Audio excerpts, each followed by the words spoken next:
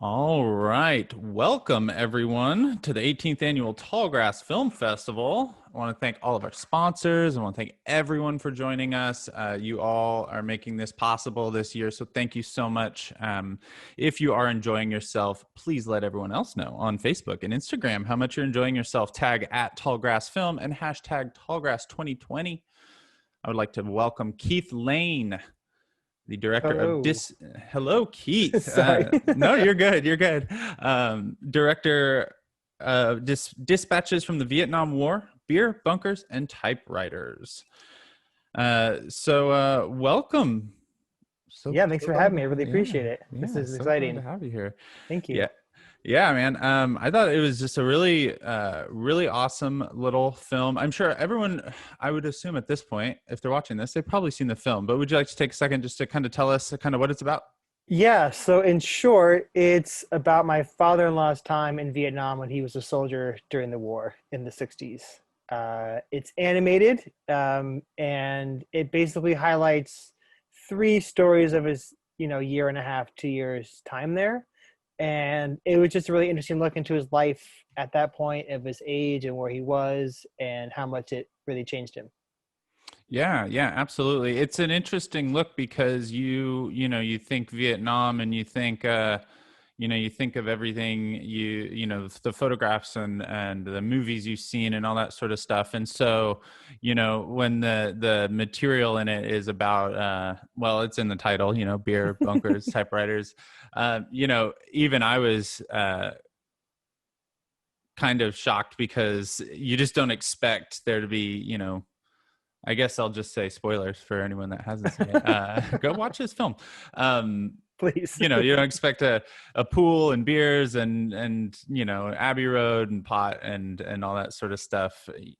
I don't know. I guess I've never been to war, so I don't know what to expect. Yeah, I mean, you kind of get highlights of those scenes in other movies. I mean, I think of like Full Metal Jacket, or I think of even Forrest Gump, right? Like they land and it's just weird.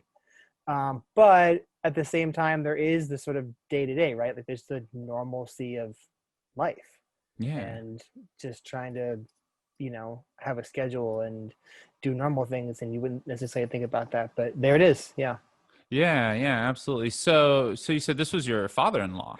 Yeah, it is. I started hearing stories about his time in Vietnam when my wife and I first started dating, and I was like, these are really interesting. I've never heard this approach or this.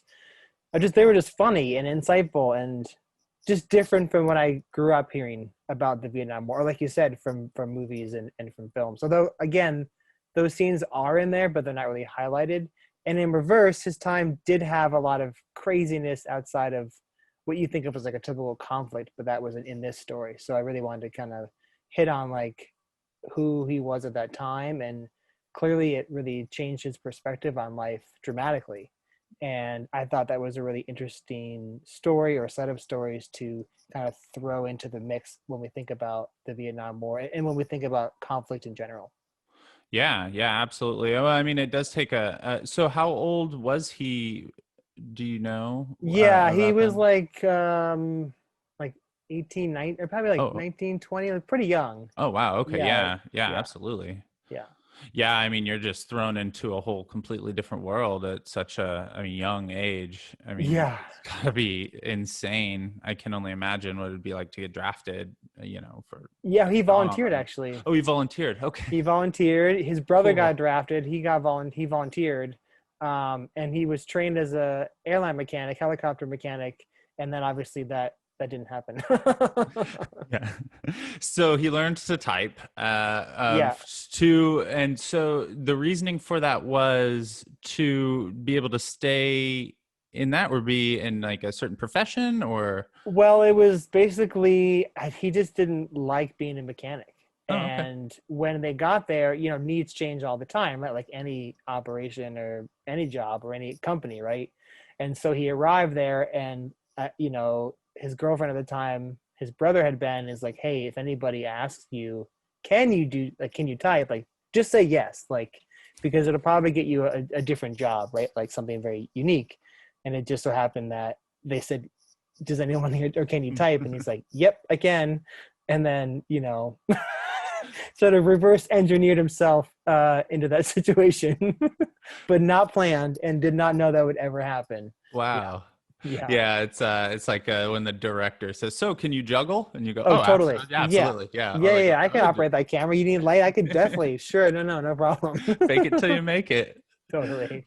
Absolutely. So then, was it just? I mean, I'm sure that was just a really amazing chance to kind of further get to know your. I guess you said at the time it would be your future father-in-law. And This my was. fear, I did not know that at the time. Yeah. Oh, Yeah, okay. yeah. So, great chance to kind of get to hear the stories and so then when you went to make this film, was it really just to kind of, kind of cement those stories and kind of like make them last forever? I mean, or Yeah, there was definitely some of that. I mean, I thought they were really dynamic and interesting, like I said. And of course, like what you see in the film is cut down from like over an hour sit down interview, like one take, bunch of questions. I prepped them a little bit, like what do you want to talk about? Mhm. So it was really pared down. And in fact, the first day is even crazier than what you get in that like first few minutes. But initially, yeah, it was kind of like I think these are really important. As a documentary photographer, as a documentary storyteller, I thought, wow, these are really cool. Like maybe other people might be interested in them. At the very least, like, my kids and his family and my wife, they have that, right? And Yeah. then if I could make something out of it, cool. And I thought, that's what I want to. I want to make something out of it. I knew I wanted to make something out of it. I just didn't know what. I didn't know what it was going to look like. I thought it was going to be audio, and then it really hit with the animation, and then I just kind of ran with it, and he was very gracious and Mhm. jumping on board. Yeah. Yeah, so you decide to go the animation route. How does that come together? Well, it was really just bouncing ideas off of my head because he had some photographs from his time there, and then I thought, well, how do you show something that has happened, right? Like in my profession now, like I cover what's happening right now, so it's easy to go out and film or pull what's going on in the news.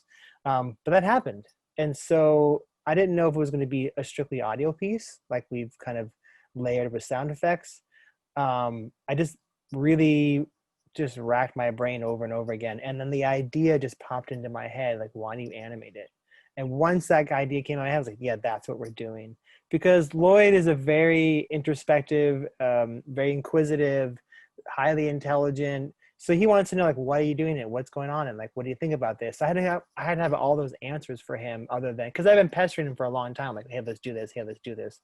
He was like, well, why do you want to do this? And I was like, I think it's really interesting. I think it's different. I think it can add a lot to the conversation about life and change, but also conflict.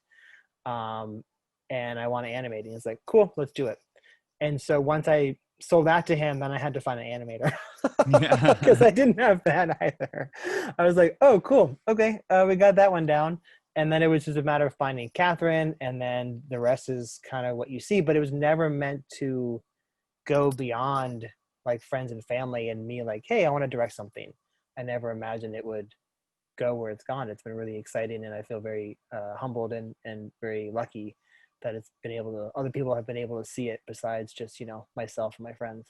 Yeah, that's great. So when you go into, you say, okay, I want to do animation and stuff. I mean, did you have a certain, do you go into that process with like a certain style in mind, or do you go into it trying to find a great animator and then you kind of pull from them and they say, I think, it should be kind of sketchy, it should be kind of hand drawn and stuff like that.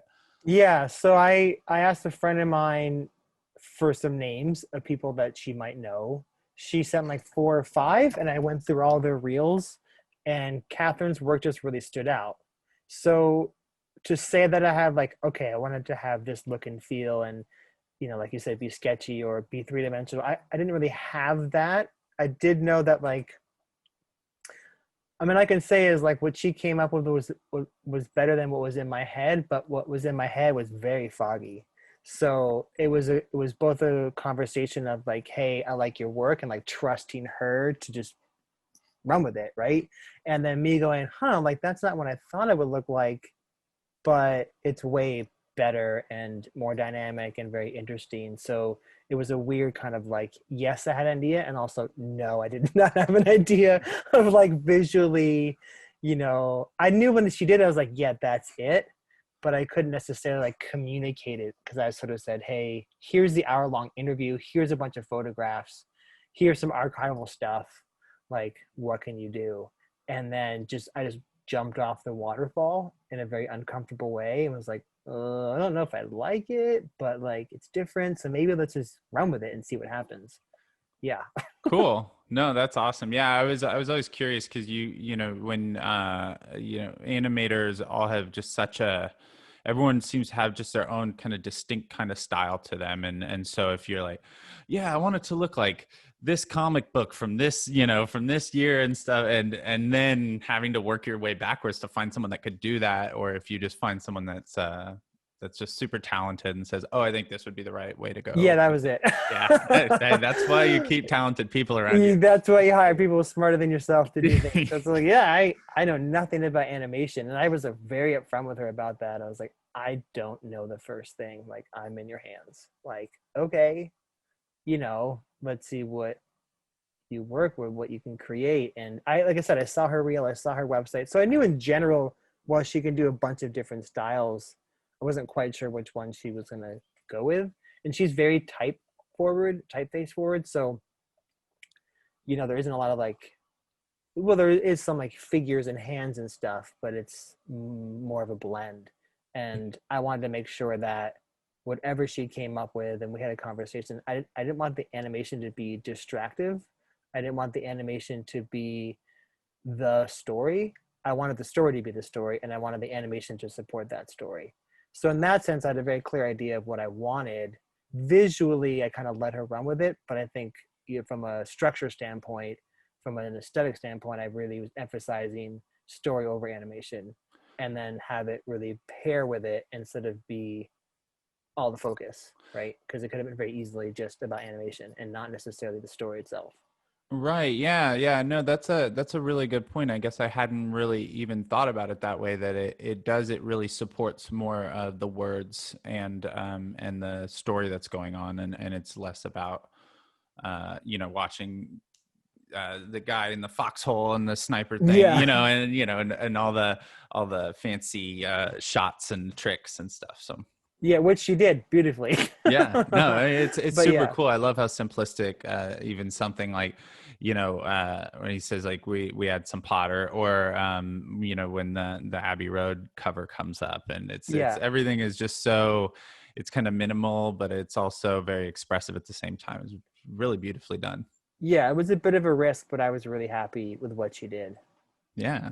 Yeah. So you said you do documentary photography and film making Yep. full I know. time. Do Yeah, it so full I'm a time. full-time journalist, and then I started and still am in my career. I started as a documentary photographer, and that's really where I wanted to stay, but it was always this thing in the back of my head, like whatever the right tool is to tell the story, then I will go with that.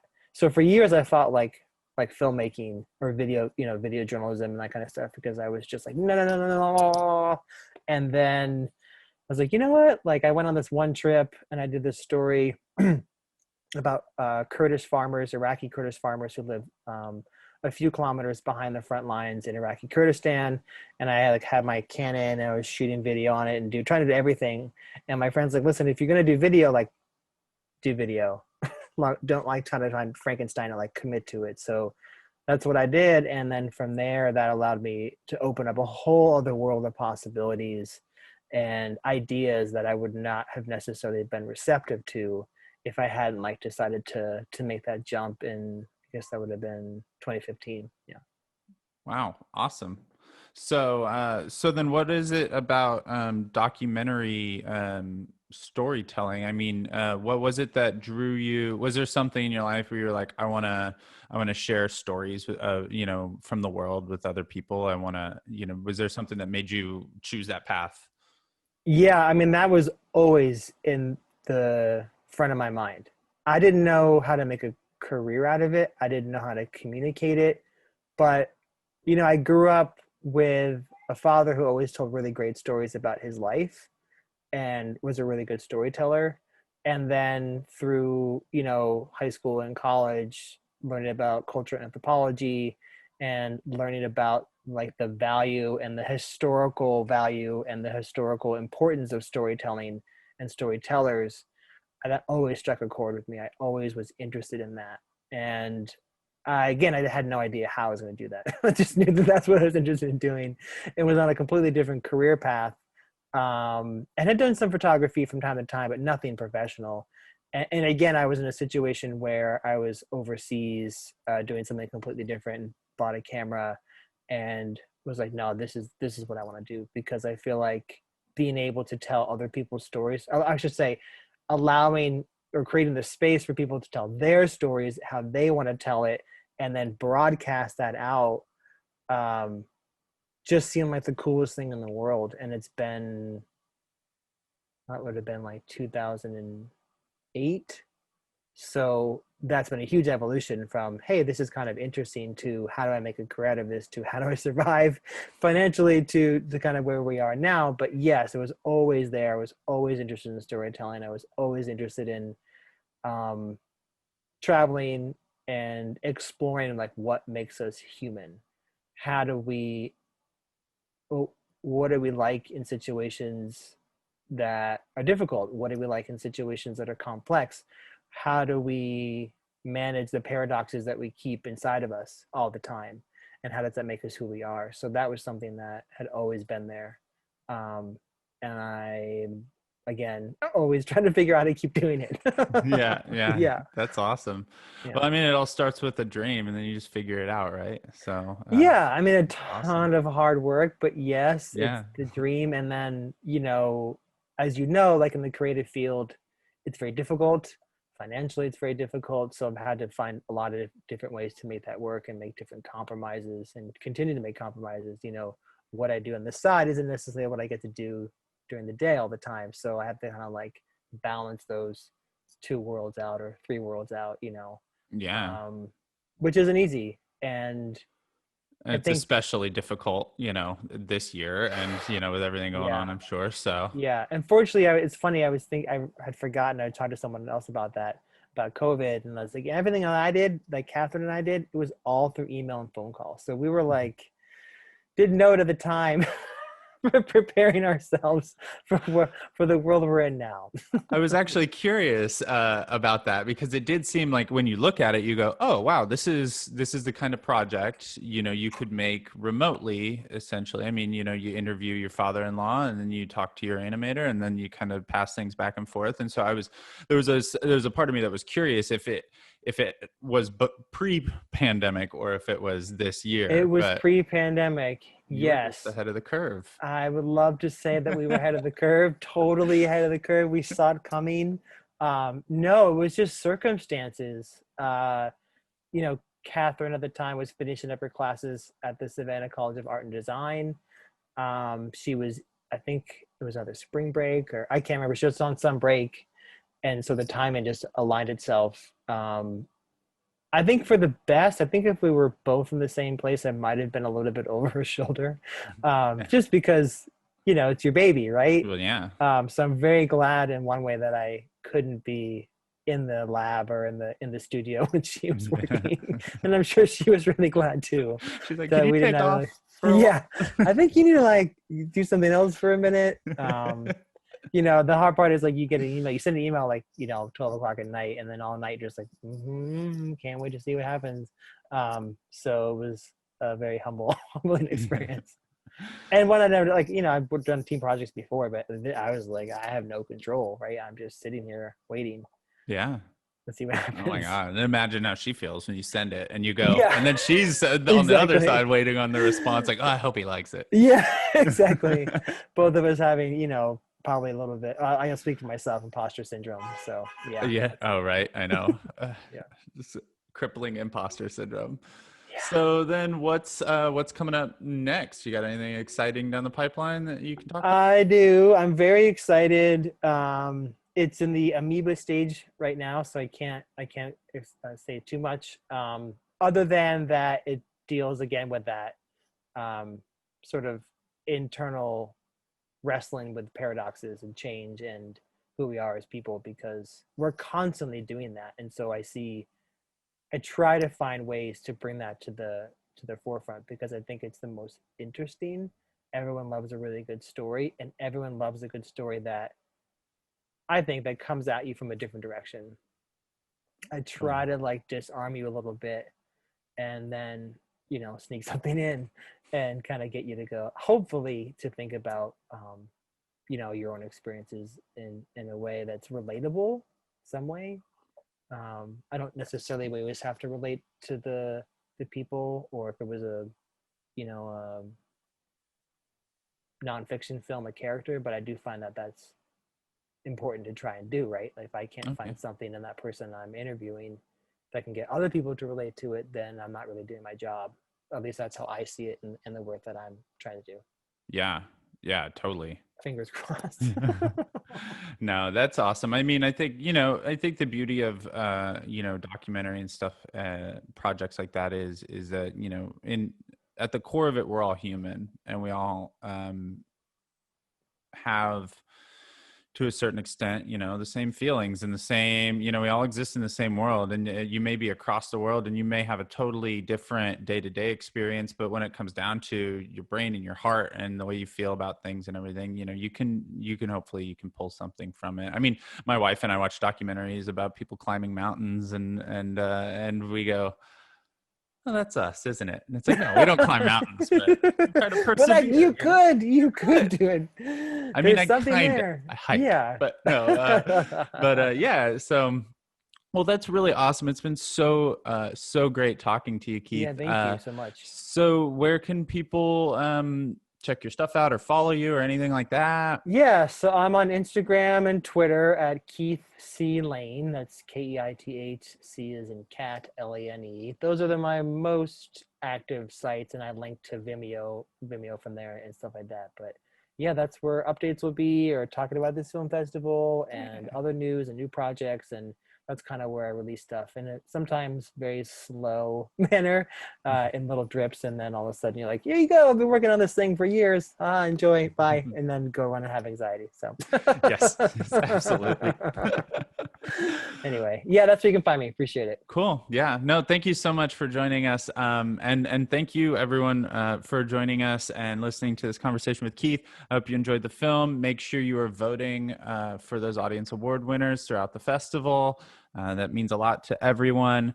And thank you to the sponsors, and thank you again, Keith. This has been awesome. Yeah, thank you. I wish we were living in a regular world where we could all be in person, hanging out and chatting, but we'll have to figure out a way to get everyone out to Wichita one of these days. So. That'd be amazing. I love Kansas. Kansas is really dope, so that'd be really great. Hey, thank you. I'm gonna steal that quote. Keith Lane says Kansas is really dope. Check. All right. Hey, thank you so much. Have a great day. All right. You too. Appreciate it. Bye.